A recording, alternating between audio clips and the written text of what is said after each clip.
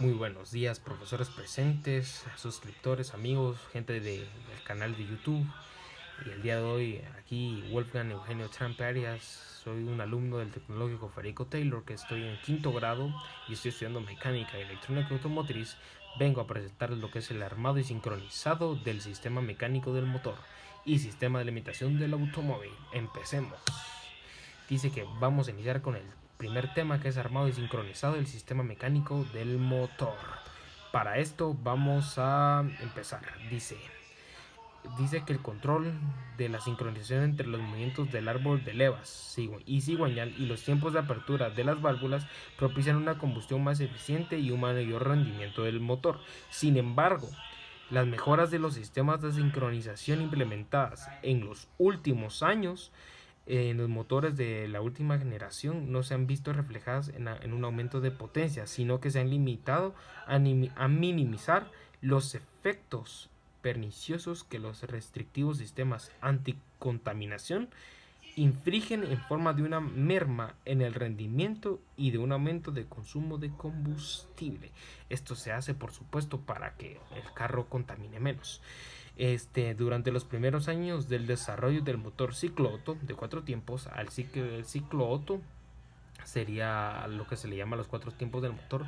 Los 4 tiempos del motor son admisión, compresión, fuerza y escape.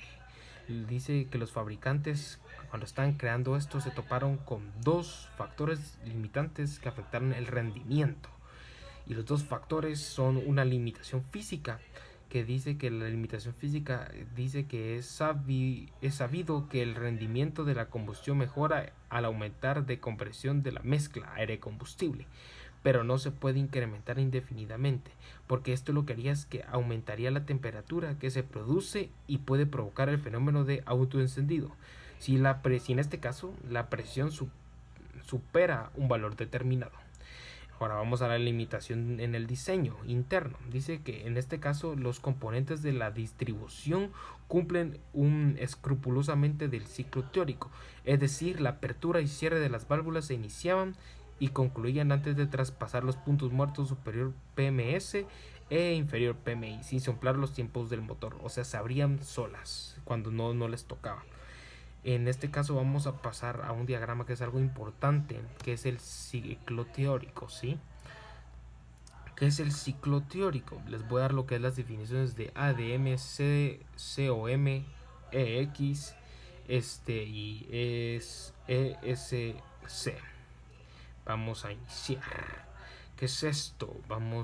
Dice que el factor limitante del ciclo teórico dificultaba la entrada de mezcla y salida de gases quemados, lo que hizo palpable la necesidad de mejorar la sincronización entre las válvulas y los pistones, esto para mejorar el rendimiento y conseguir que se introdujeran mejoras en el diseño funcional, que dieron la forma de un nuevo diagrama de distribución conocido como ciclo real. Vamos a pasar a este ciclo, que pues en este caso el ciclo teórico también se puede llamar que es ciclo real, ¿verdad?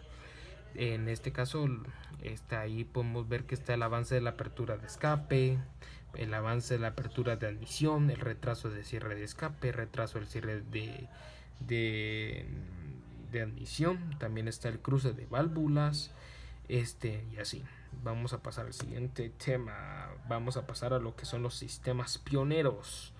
Dice que los sistemas pioneros de distribución, como el accionado por válvula rotativa, estos son los que evolucionaron siguiendo esta premisa de diseño hasta la aparición de la distribución por árbol de levas y válvulas laterales en el bloque. Unos años después fue que se popularizó el que durante décadas fue el sistema más utilizado, la distribución por varillas y balancines, cuyo accionamiento de mando se realizaba todavía desde un árbol de levas situado en el bloque, que es este que podemos ver acá. Este fue el que más, en este caso el que mejor, fue el que en ese momento tuvo mayor impacto.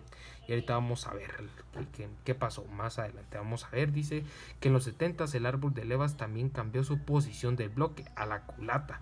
El sistema de distribución con el árbol de levas en cabeza, simple o doble, con 2 válvulas por cilindro o 4 con tanques mecánicos o hidráulicos, accionado por árbol de reenvío, cadena o corredera dentada. Se convirtió en el sistema más utilizado hasta la fecha. Este es el sistema que se sigue utilizando hasta el momento.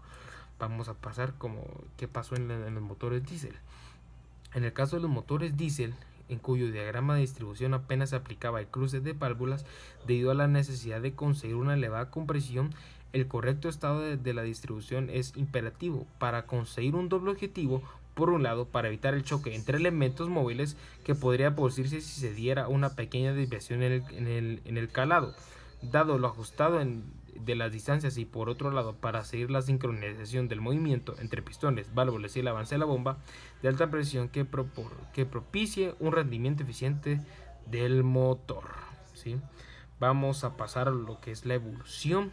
En este caso, a mediados de los 90 en los sistemas de distribución variable mejoraron la precisión del control de fases de fase al sustituir el variado simple en el árbol de levas a admisión por doble. O sea, en este caso, en vez de haber uno, ya habían dos, ¿sí? Y aquí es donde pasa un suceso muy importante, que es empezamos a lo que es la distribución variable. La función de la distribución variable se ha visto complementada en las últimas generaciones por la aparición del sistema de alzada variable. Este sistema es de las válvulas como multi-hair, así es como se llama en inglés, y Valvetronic, los cuales permiten adecuar el volumen de entrada de aire a las condiciones de carga y velocidad del motor. Y aquí es donde empezamos a hablar de electrónica, implementación de la gestión electrónica. En este caso es cuando en la bomba de alta presión en los motores diésel a principios de los 90 supuso los inicios de control de la sincronización mediante la utilización de sensores de la posición del árbol de levas y cigüeñal, así como del momento de inyección con el sensor de alzada, de aguja, inyección, pilotado con estas informaciones. La unidad de control motor disponía de los datos necesarios para ajustar inicios de inyección, los valores especificados mediante la activación modular de la electroválvula de avance. ¿Y cuál es la importancia de la sincronización? La importancia de la correcta gestión de la sincronización de los motores diésel no ha hecho sino aumentar en los últimos años en el modelo que incorpora el sistema inyector bomba, en el que accionamiento de mando lo realiza el árbol de levas. El correcto calado de la distribución es especialmente importante debido al escaso margen de la regulación electrónica del avance. Por su parte, la influencia de calado en el sistema rail común es tal que gestión electrónica considera el estado de sincronización como uno de los parámetros que establece las condiciones para arranque del motor, de cuyo cumplimiento depende de la autorización para la puesta en marcha. Vamos a pasar lo que es al siguiente tema, que es el sistema de alimentación del automóvil, ¿sí? En este caso, vamos a ver los componentes del sistema de alimentación. ¿Y qué es el sistema de alimentación del automóvil, perdón?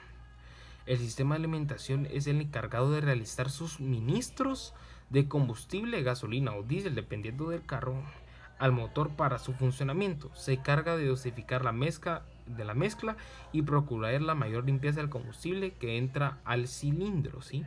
Vamos a ver lo que son las partes de la alimentación, las partes del sistema de alimentación de gasolina, perdón. Vamos a iniciar con lo que es el tanque o depósito de combustible.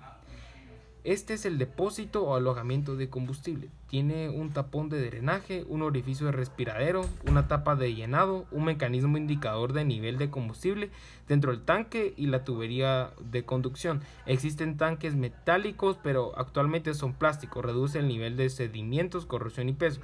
Aplica para gasolina y diésel. Vamos al siguiente, que es el filtro o vaso de sediento.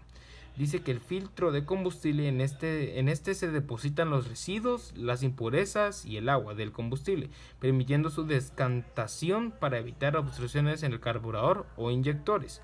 Vamos a lo siguiente, que es la bomba de alimentación.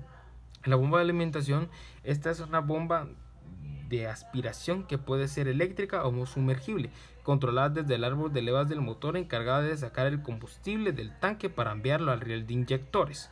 Vamos a lo que es el carburador.